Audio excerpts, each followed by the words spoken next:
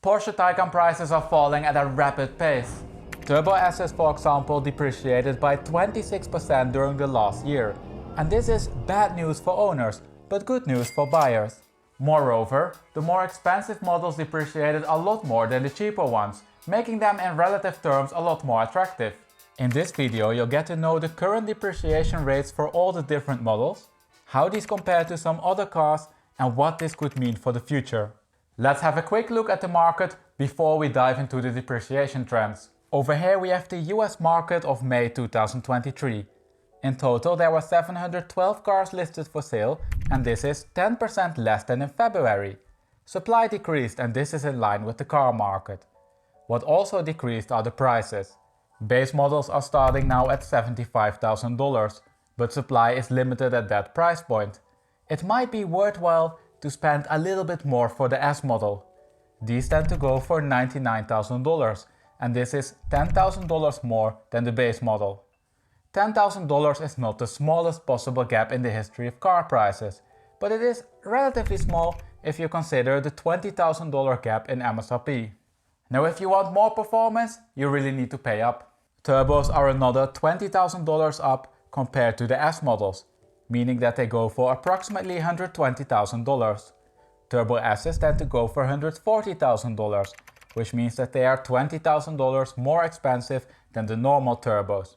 Again, significantly less than the $35,000 difference in MSRP. The GTS is the new kid on the block, and with $140,000 slots in nicely between the S's and the turbos. Now you can see that the prices per model variant fluctuate a lot.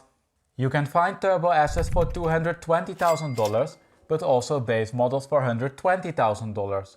And this mainly results from a property that isn't displayed in this graph, the car type. You can get them as sedans, Sport Turismos and Cross Turismos. And especially these Cross Turismos can demand a premium for the cheaper models. The MSRP difference between a base sedan and a base Cross Turismo is approximately $10,000. For many people these Cross Turismos will be overkill.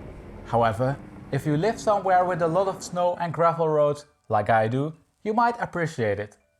Now before we move on, I need to mention that the S models that you see here are of course the 4S's. I didn't include the drivetrain configuration as a split to maintain readability. So Taycans are expensive, we just saw that, right? But luckily for buyers, depreciation rates are high, making them slightly more affordable. Owners though might not be too happy. Some cars lost up to 30% during last year, and that's as much as a G-Wagon, another market in which prices have been plummeting. However, it's important to make a distinction between the different models. The most expensive cars lost significantly more than the cheapest ones, even in relative terms. Let's assess the situation. We start with the base and S models and then continue with the GTS's and the turbos. Over here we have the price development for the base and the S models, split by car type. Both models are available as sedans and Cross Turismos. The graph itself doesn't require a big introduction. It's clear that prices are plummeting. Compared to 1 year ago, base sedans are down by 16.3% or $17,000 and Cross Turismos by 20.5% or $27,000. Depreciation rates in the S market are slightly higher. Sedans lost 24.8% or $33,000 and Cross Turismos 21.5% or $34,000. These rates represent a significant market pivot. We can see that prices were actually increasing up until May 2022. Obviously, this isn't something that only applies to the Taycan market. It goes for the car market in general. Finally, you've probably already noticed that the confidence intervals for the red line are quite large. That's because supply is low for the S Cross Turismos. Therefore, please be careful when you use the rates that you just saw. So those were the high-level numbers, but they don't always tell the complete story. We need to look a little bit closer to reveal some interesting price dynamics. We can namely see that the rates that you just saw are slight underestimations, and that the S's are becoming increasingly attractive.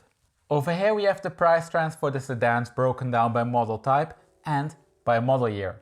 And now we can see that, for example, 2021 base models lost 20%, and that this amounts to $20,400. and these numbers are a bit higher than what we saw in the previous graph due to the aggregations in that graph. Likewise, we can see that the 2021 S model lost 25% or $34.4 thousand. Alright, depreciation rates are high, but we already saw that, right? However, it's not only bad news. For buyers, it's good news. We can see, for example, that S's are in relative terms a lot more affordable than before. In May 2022, a 2021 S model was $37,000 or 32% more expensive than a 2021 base model. Now, 1 year later, this difference decreased to $18.6 thousand or 22%. Of course, this is the result of the higher depreciation rate in the S market. In fact, this is a recurring theme in the car market in general, and also in the Taycan market. The more expensive models tend to lose more, making them more attractive as time goes on. Let's have a look now at the GTSs and the Turbos. Over here we have the price trends excluding the Cross Turismos and Sport Turismos. There are only a handful of them for sale, so the price trends are not very reliable.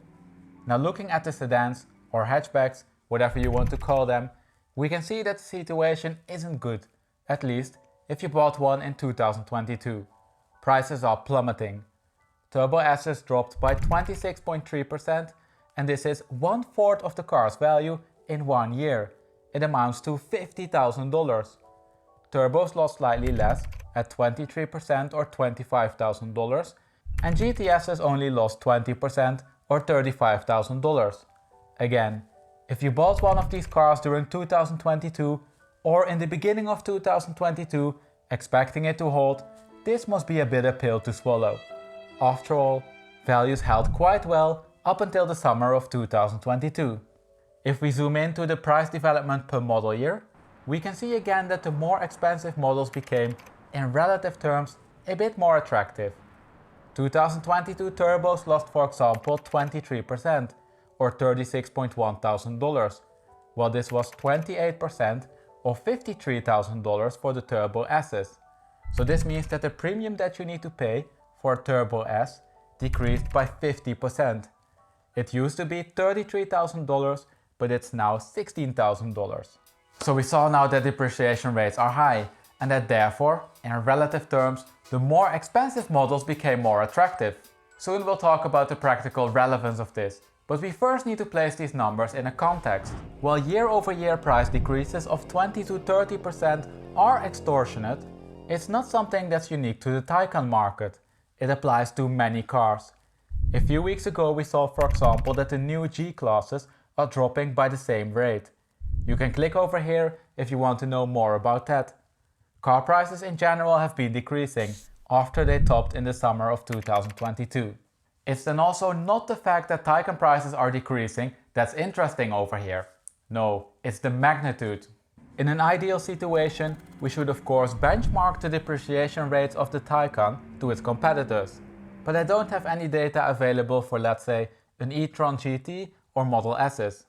But I do have data on the Panameras. It's of course a different car than the Taycan, but they're both four-door Porsches. And, perhaps unsurprisingly, we can see that the depreciation rates are very similar. Over here I singled out the price trends for a 2021 Panamera S and a 2021 Taycan S. And this shows that the Panamera lost 28% during the last year, while this was 25% for the Taycan. And these numbers are approximately in the same ballpark, if you consider that we're only looking at one model year. The advantage of the Panamera is of course that, in case you are considering it, you have the possibility to choose an older model. On an aggregate level, Panameras did then also lose less than Taycans, but it mainly results from the difference in age. If I also include the 2017 and 2018 Panameras, we can see that they lost on average only 20%. In absolute terms, this is $12,000 to $20,000, meaning that it's half of what you would have lost on a 2021 model. So what do you do with this information if you're in the market for a Taycan? Well, I think there are two sides to this. Some people don't care at all about the value development of their car, and that's fine, right?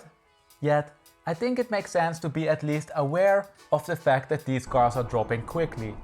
Depending on the model type, you will lose 20 to 30% in the first year of ownership.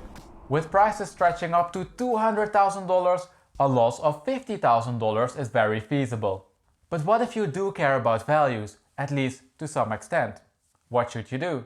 In that case, I think it makes a lot of sense to avoid the brand new cars or the almost brand new cars. Absolute loss numbers for a new car can be twice as high as the ones for a 2-year-old car. Moreover, going forward, the depreciation curve for the 2-year-old car will of course start to flatten earlier. Now finally, if you do then decide to go for a slightly older car of let's say 2 to 3 years, I personally would go for the model that is next up in the hierarchy. That is, if that's something that you value. We saw that the more expensive models depreciate quicker, making them in relative terms more attractive.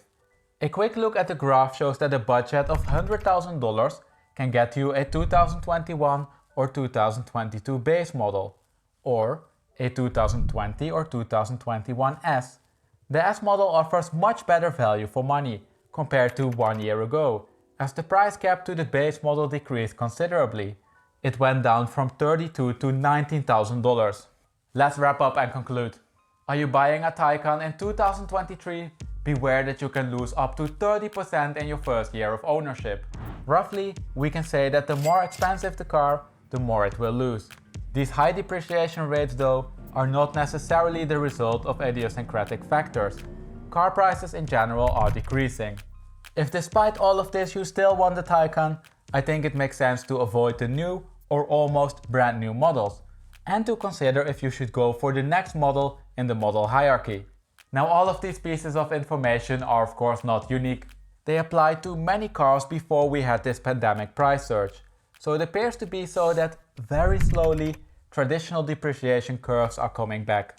And with that we arrived at the end of this video. Now if you enjoy this data-driven way of analyzing car markets but would like to see a video for a different car, head over to my channel. Over there you'll find detailed market updates for a large variety of cars. Can't find the car you're looking for? Let me know the name of the car by commenting it down below in the comment section. Once there are enough requests for a certain car, I'll make a video about it. As always, thank you for watching, and I hope to see you next week for a new video.